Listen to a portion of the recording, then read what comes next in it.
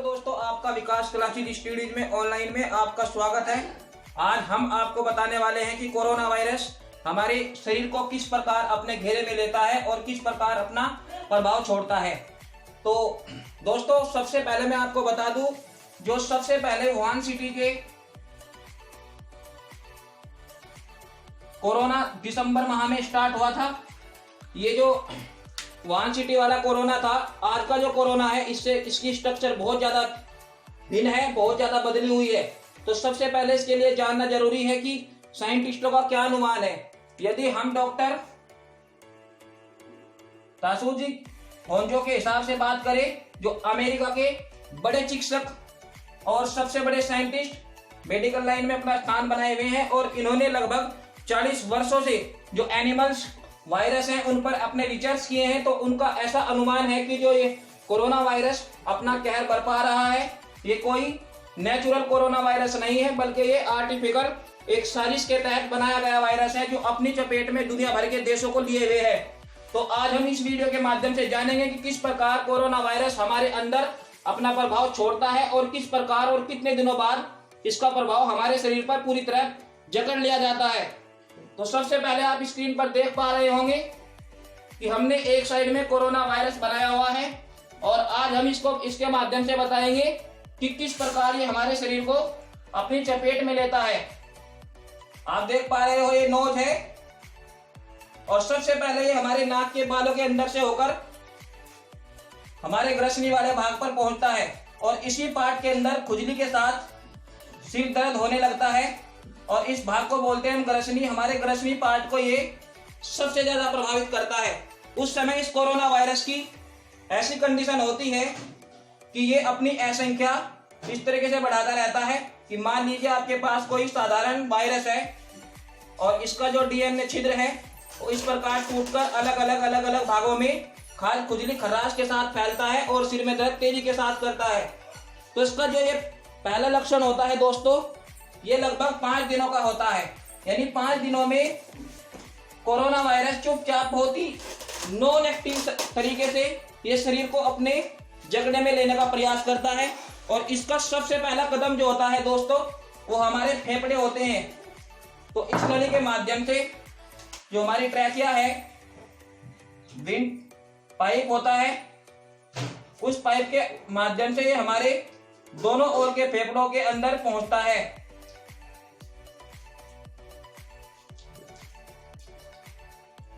दोस्तों, फेफड़ों के अंदर जो हमारे कोष्ठ होते हैं सांस लेने के लिए, जिनके अंदर ऑक्सीजन और कार्बन डाइऑक्साइड का ट्रांसलेशन होता है, एक तरीके से परिवहन होता है या आदान प्रदान होता है, उनके अंदर ये कोरोना वायरस जिस तरीके से यहां जम जाता है, जिससे पूरी गले के अंदर खराश उत्पन्न होने लगती है। इसके साथ ही साथ मैं आपको बता दूं कि कोरोना वायरस की जो बाहरी परत होती है दोस्तों, ये वाली, ये चर्बी की बनी हुई होती है। आप सोच रहे होंगे कि यदि ये चर्बी की बनी हुई है तो ये गर्मी में आसानी से पिघल सकता है, लेकिन ऐसा नहीं है दोस्तों। जैसा आप सुन पा रहे हो, कोविड-19 वायरस जरूर है ये, इसका जो कहीं ना कहीं निर्माण हुआ है ये COV2 के माध्यम से हुआ है। तो इसी के साथ साथ मैं आपको बता दूं, यदि कोरोना वायरस इतना एक्टिव होता, यानी कि जो गर्मी में पिघलाया जा सके, तो आप यकीन मानिए जो रेगिस्तानी देश हैं, ठीक है, उन देशों में ये अपना प्रकोप नहीं जमा पाता।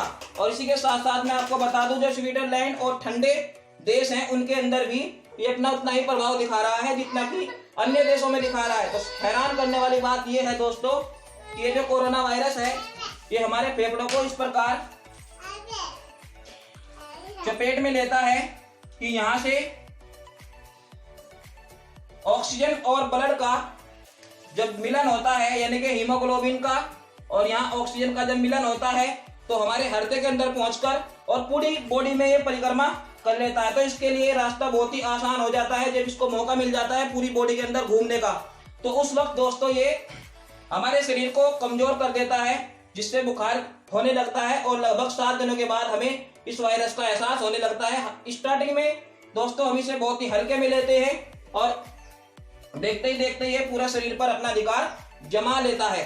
इसी के साथ साथ बताते चले कि जो कोरोना वायरस है इसकी पहली स्टेज जो होती है, मान लीजिए इस बॉडी के अंदर इसका पहला संक्रमण है, तो दोस्तों जब ये आदमी किसी दूसरे के प्रभाव में आएगा तो इसका संक्रमण वैसा नहीं होगा जैसा कि पहले में था। आप समझ पा रहे होंगे कि यदि इसके अंदर बहुत ही नॉर्मल था तो दूसरे के अंदर बहुत ही प्रभावी इसके लक्षण होंगे, ठीक है, और इसके जो लक्षण होंगे वो बहुत ही जानलेवा हो सकते हैं, जिसकी मौत लगभग 14 दिन के अंदर ही तय है। यूं ही नहीं कि सरकार आपको घरों में रहने के लिए कह रही है, यूं ही नहीं कि आपको ना काम करने के लिए बता रही है, ठीक है, सरकार को ये कहीं ना कहीं ज्ञात है, कहीं ना कहीं पता है कि इसका जो प्रभाव है किस प्रकार असंख्य लोगों को अपनी चपेट में लेकर हमारे देश की और अन्य देशों की अर्थव्यवस्था को नुकसान पहुंचा सकता है। इसके साथ साथ बताते चले कि जो WHO है उसका ये मानना है कि कोरोना वायरस पर बहुत ही जल्द नियंत्रण कर लिया जाएगा। लेकिन दोस्तों मैं आपको बता दूं कि कोरोना वायरस इतनी आसानी से कंट्रोल होने वाला नहीं है। ये सिर्फ हमारे शरीर की सुरक्षा और जो हमारा रहन सहन है उसी के ऊपर हमें डिपेंड करना होगा कि किस प्रकार इसको कंट्रोल करें। तो आप देख पा रहे होंगे कि इस तरीके से कोरोना वायरस हमारे लंग्स यानी कि फेफड़ों में पहुंचकर अपने प्रभाव के साथ साथ, ठीक है, रुधिर के माध्यम से, ब्लड के माध्यम से पूरे शरीर में घूम जाता है और हमें बुखार के लक्षण दिखाने लगता है। तो धन्यवाद, आपने आज इस वीडियो के माध्यम से जाना कि कोरोना वायरस किस प्रकार अपना प्रभाव हमारे शरीर पर दिखाता है, ठीक है। आपको बहुत जल्द इससे जुड़ी हुई नेक्स्ट वीडियो प्राप्त होगी, तब तक के लिए धन्यवाद।